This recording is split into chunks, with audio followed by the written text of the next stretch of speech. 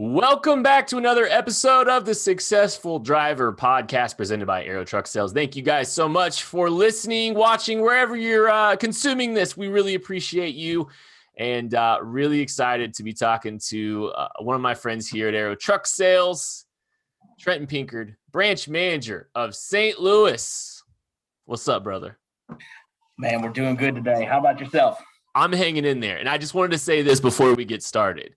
I looked in to the rights to Ice Ice Baby, so we could get your rendition of Mac Baby from like 5 years ago here on the pod, but I don't know if we're going to be able to secure those rights. We probably should. I guess we'd have to talk to David Bowie, actually, wouldn't we?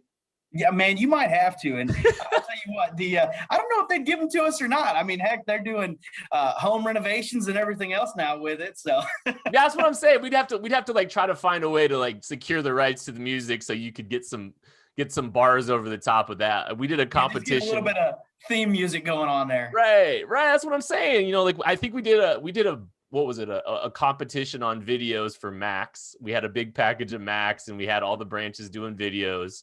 And then you go out and you rap to Ice Ice Baby with Mac Baby, right? I think that was the gist of it, right? That was pretty much the gist of it right there. And without getting into copyright infringement, I mean, it was pretty good, and I got a kick out of it. It was fun, so everybody got involved. It was cool. Am I allowed to just drop the bass line and then you go, or how's like I don't know if I just hum it, is that illegal? Like I don't know, but. Man, hey, I appreciate you jumping on, brother. And it's always interesting. It's really cool to get a bunch of perspectives from a bunch of different people. I love trying to go outside just the Aero walls in some places. But I mean, I think even with Aero, you know, we've got 18 locations in North America. So we've got a lot of different perspectives on different industries and different pockets of this country, you know, so there's a lot of different perspectives and getting to hear from you out there in St. Louis. Well, I'm excited to talk to you, but before we get into some of the questions that we typically ask people, I did want to ask you just a little industry background, kind of how you got into the trucking industry, how long you've been in the trucking industry, you know, what's gotten you here, what's kept you here. Well, I'll start it out like this. I mean, it's a cool story. My biggest thing was always customer service. I worked at a CVS pharmacy, and I was a cashier there. Long story short, there was a customer that always come in our store, and he was always nice. And, you know, I always tried to do my thing and just, you know, be respectful, be polite, be helpful. Well, one day it was winter, and I was at the Home Depot, and his car broke down, I guess. Well, I knew how far away he was, and I asked him if he wanted a ride. Well, I gave him a ride, and he essentially asked me if I wanted a job. And I'm like, you know, but I went with it. Well, come to find out, his dad owned another truck sales place, and that's where it started. And I've just never looked back. I've worked for a few different dealers. I've sold new, I've sold used, but I have to admit the way that Aero does their thing and the way that we, you know, get into the trucks and the way we present our trucks and make sure our trucks are right, this is the best job I've ever had. Wow. So how many years have you been in the industry then now? It'll be 10 in April. Wow. That's crazy. So 10 years of industry experience. You've seen the new side, you've seen the used side. Okay. So you've seen a lot of different drivers. What makes a successful driver? There's a lot of things that make a successful driver. I think the biggest thing is what everybody faces right now in today's world is willing to work. A successful driver has to be willing to work. It is not easy. People think that you just grab a steering wheel and you go. No, it's much more than that. And there's so many different styles of truck driving. I mean, you've got flatbed where you're throwing tarps and straps. You've got grain hauling where you've got to get out and you've got to make sure that you're, you know, everything's secure and everything's safe, and that it's very easy in the grain market to overload yourself and making sure you're following the right procedures, make sure you're doing your pre-trip. I mean, it just goes on. There is so many different things, but I think the number one thing that makes a successful driver is a driver that is not only willing to work, but willing to learn. Mm-hmm. And those are my biggest things. Oh, for sure. I think that's a really good way of putting it because, there are so many places that you can you can create your own niches or become part of a niche in this industry. And if you become an expert in that area, that's a skill set that you develop that can really ultimately, help you, really build a strong business if you're able to kind of stay in that kind of, silo for an extended period of time. You're going to gain a lot of industry experience. You're going to have a real well-established business model in a lot of different ways. Absolutely. And touching off of it, these guys and gals that are driving these trucks, there's something about the old school truck driving, the outlaw trucking, that still, I believe, still exists today. But a lot of people get into this industry because they hear about the success of other drivers. And the truth is, I think some of your most successful drivers will say, look, if you want to make a lot of money, you have to be willing to be gone from home. I think a lot of these over the road drivers that think that they're going to be home every night, that it's not the case. But a good foundation, a solid support system, you can still have a very happy, fulfilled life with it. The trucking industry is one of the most prominent and best ways to provide for you and your family. And I'm glad to be a part of it. No, I definitely am too. And we talk about this a lot and it winds up showing up. The thankless job that is the truck driving, life. You talked about family there. It's just, that's one of the things people don't think about is, the time away from your family. It can, it's a sacrifice, but it's a sacrifice that a lot of people make. And because they make it, toilet papers on the shelf, Right. and I don't think enough people really appreciate what a truck driver goes through. yeah. I mean, there is so many different things that go into being a successful truck driver. I mean, patience with getting loaded, waiting for your next run, patience with drivers on the road. I mean, you don't. It's No, true. I get it. I mean, get it. people will. They'll, if they cut a driver off, and they expect these trucks that are loaded with 80,000 pounds to stop on a dime. I mean, that's enough to make somebody go insane, not only, skip a heartbeat, but I mean, it's just, I don't think truck drivers in general get enough kudos for the sacrifices they make. And you're right, the family's the biggest thing. I mean, being away from your son or your daughter's first dance recital, your son's first hit at a baseball game, sometimes they're gone. I had a driver last week. He barely made it to his daughter being born at the hospital. Wow. It's it's crazy. We talk to people here at Arrow, we talk to people outside, and it all always comes back to this level of appreciation and respect. That respect can't be fake because literally every single person we talk to brings it up in some capacity. It's just a reality that I hope truck drivers listening to this hopefully they understand. Like, there's a lot of genuine respect by the people that are here in the industry. We all see you. We all appreciate you. Okay, so one of the questions we always ask as well is, what's your role in the truck driver story? How do you help truck drivers find success?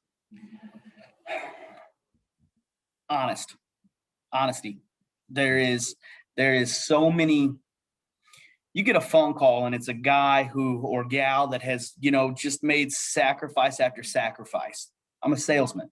I'm a branch manager of a team of really awesome guys and gals that are all, our number one goal is to make a successful driver. My role is to make sure that not only finding a piece of equipment that a customer is happy with, but something they can be proud of and something that is going to make them money, because it can look fantastic, polished tanks, dual stacks, dual breathers. But if that beautiful truck does not deliver successful loads, they're not making money. My role is to make sure that I am putting a piece of equipment out there on the road that is going to provide for that driver's family.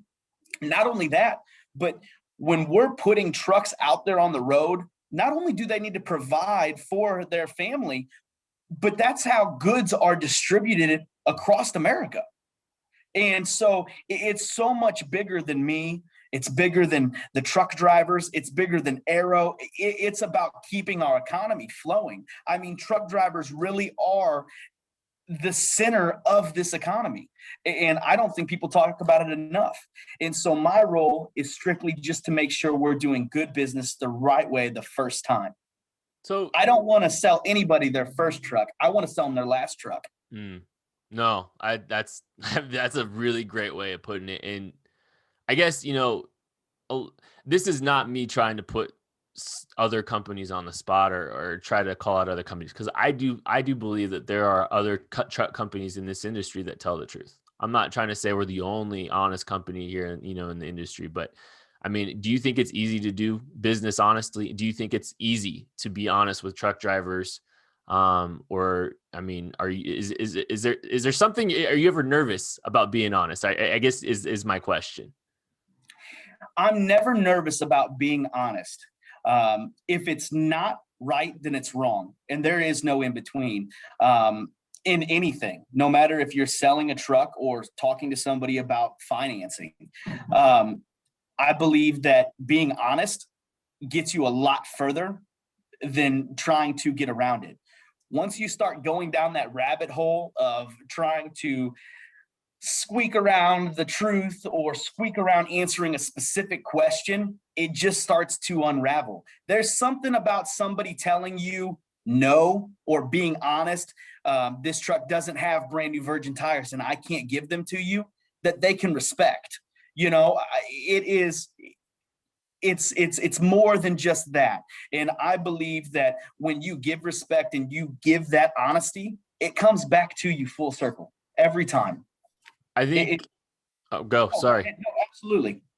So yeah, I think one of the things, one of the ways I think we show respect to, we genuinely admire the truck drivers out here. I think if you are shooting people straight, I think that is it's a level of respect that you have for the people out there in the trucking industry.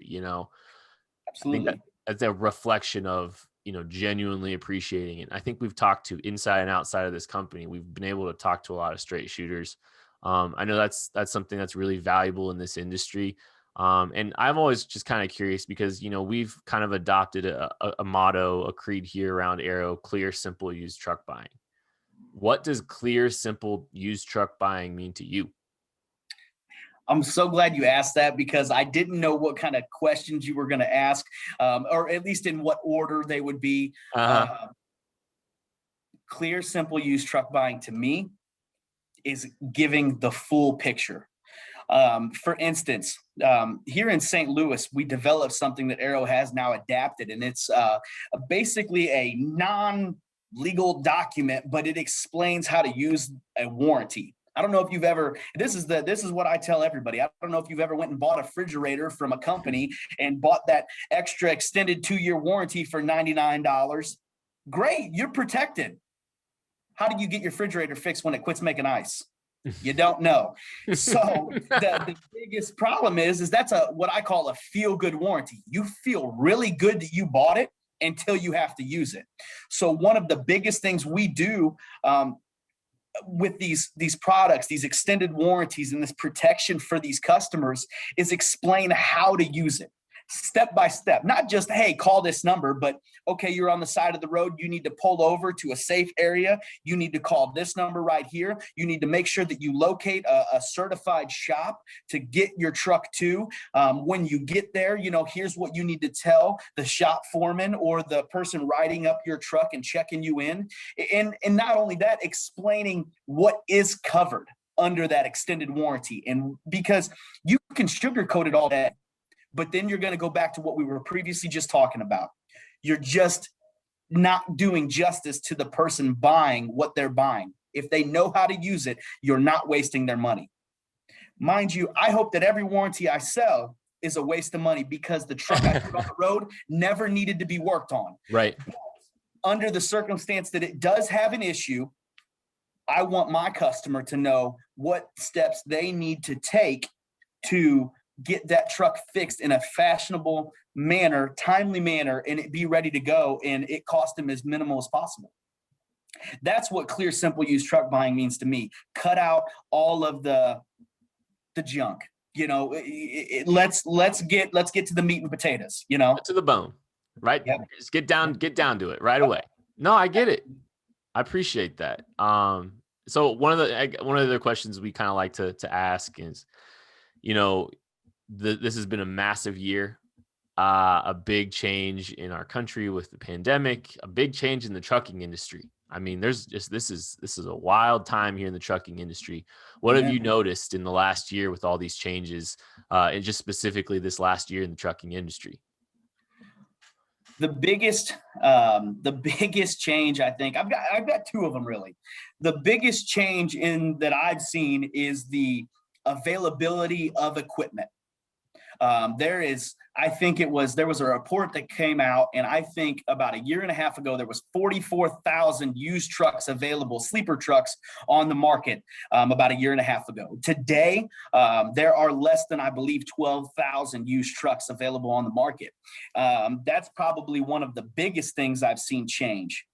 And I want people to know about that, because you've got companies out there like Arrow that are selling equipment.